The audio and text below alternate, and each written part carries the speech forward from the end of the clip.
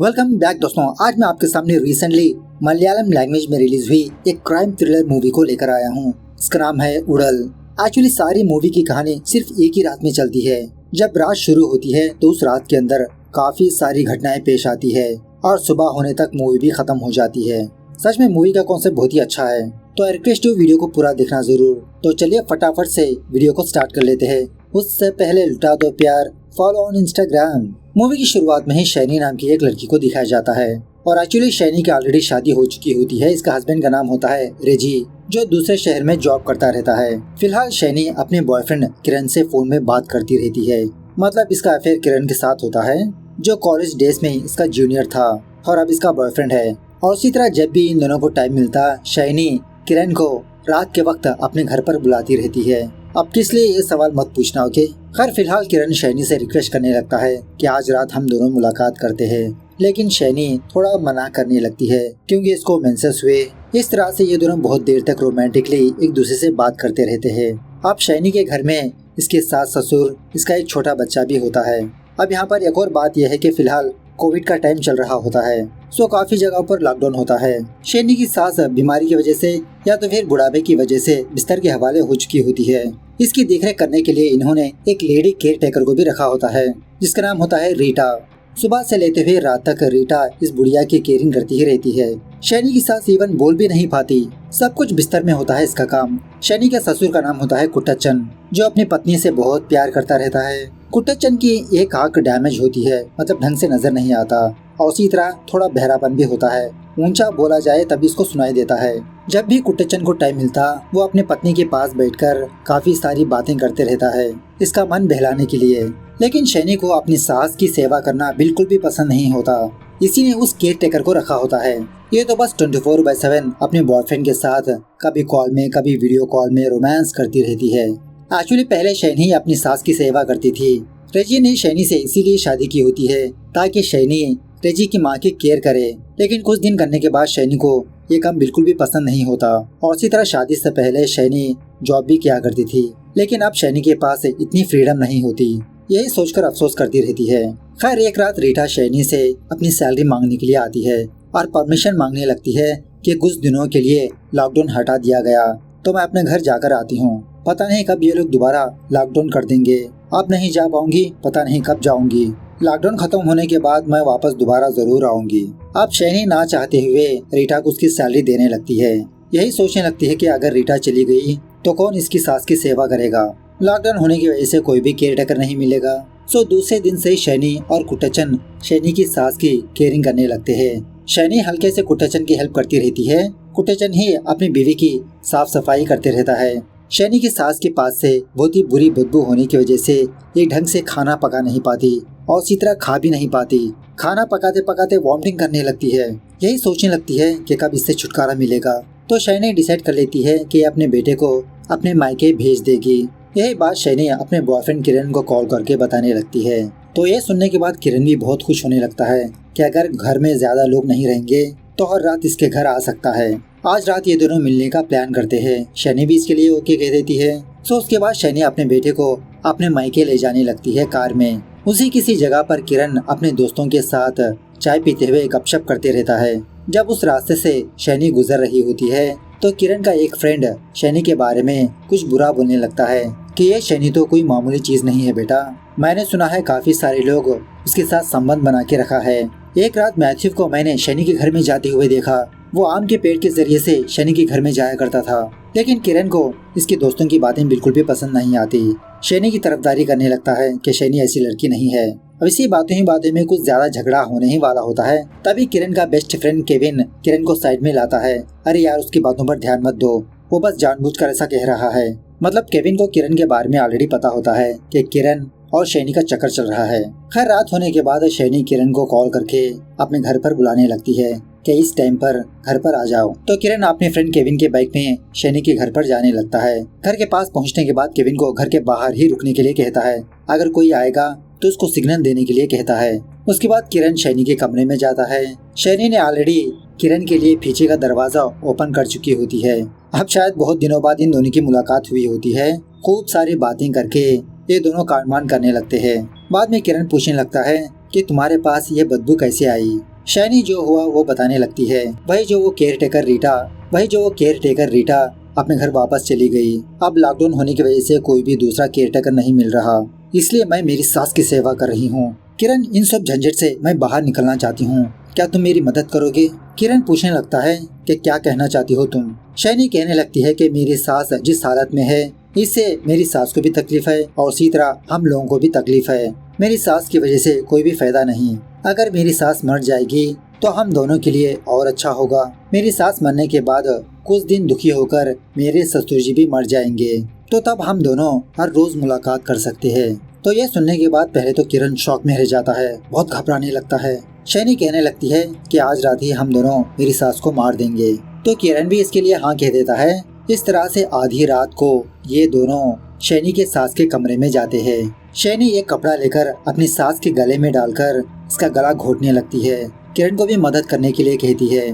उसी वक्त शैनी की सास जाग जाती है, अपनी आंखों से ये चीज देखती रहती है, लेकिन बेचारी चिल्ला नहीं पाती। बेचारी बुढ़िया मरते समय अपनी आंखों से आंसू निकालती है। फाइनली ये दोनों इस बुढ़िया को मार ही देते हैं। उसके बाद शैनी बाथरूम में आकर अपना चेहरा शीशे में देखकर बहुत रोने लगती है। इसको गिल्ट महसूस होने लगती है।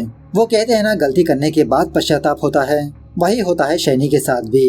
अपने आप पर घिन आने लगती है इसको। खैर, जब शैनी किरण के पास आती है तो किरण घबराते हुए शैनी से पूछने लगता है, क्या कोई प्रॉब्लम तो नहीं होगी ना, हम नहीं फंसेंगे ना? शैनी किरण को हौसला दिलाते हुए कहने लगती है, अरे घबराओ मत, हम दोनों नहीं फंसने वाले।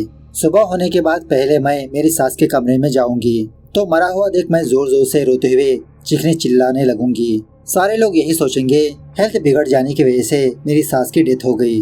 किरण शैनी से पूछने लगता है कि तुमने क्लियरली चेक किया ना कि तुम्हारी सास मर चुकी है? यह सुनने के बाद शैनी के दिमाग में भी सवाल पैदा होता है कि हम दोनों ने तो मार दिया लेकिन चेक नहीं किया। तो चेक करने के लिए दोबारा ये दोनों शैनी के सास के कमरे में जाते हैं, तो पता चलता है कि शैनी की सास सच में मर चुकी है। तो थोड़ा चैन की सांस लेकर जब ये दोनों उस कमरे से बाहर जाने ही वाले होते हैं, तभी शैनी ये ऑब्जर्व करती है कि जिस कपड़े से इसको मारा वो कपड़ा नजर नहीं आ रहा। फटाफट से शैनी अपने कमरे में जाकर हर जगह पर तलाश करने लगती है, लेकिन वो कपड़ा कहीं पर भी नजर नहीं आता। शैनी सोचने लगती है कि शायद कुट्टचन ने उस कपड़े को निकाला हो, उसने हम दोनों को देख लिया हो। मतलब इस तरह से शक करते हुए शैनी कुट्टचन के कमरे में जाती है, लेकिन कुट्टचन तो आराम से सोया हुआ होता है, ऊपर से ये बहरा भी होता है, कमरे में ये कपड़ा भी मौजूद नहीं होता। तो बाद में ये दोनों दोबारा शैनी के कमरे में आकर चैन की सांस लेते हैं। शैनी यही कहने लगती है कि शायद मैं कहीं पर रखकर भूल गई होंगी।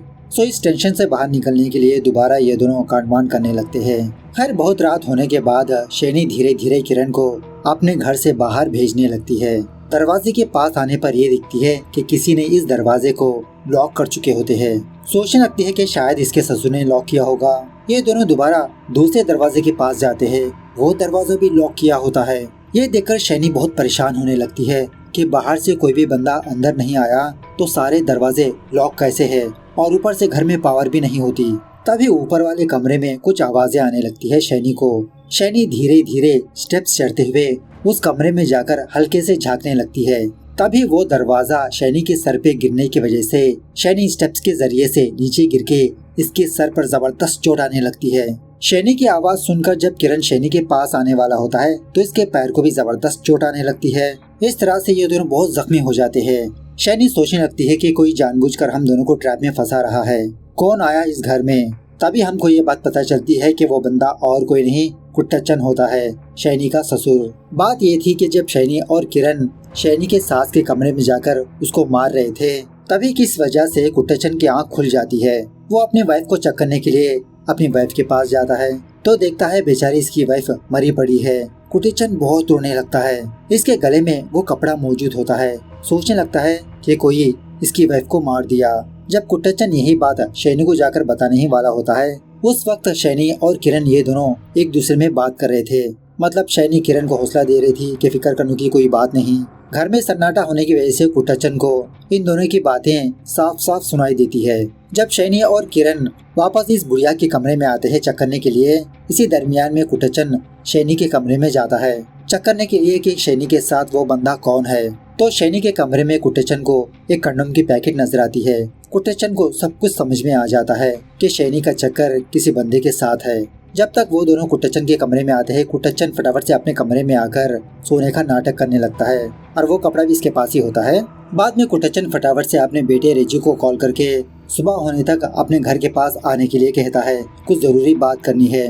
तो रेजी भी इसके लिए ओके कह देता है। उसके बाद कुट्टचन पुलिस वालों को फोन नहीं करता।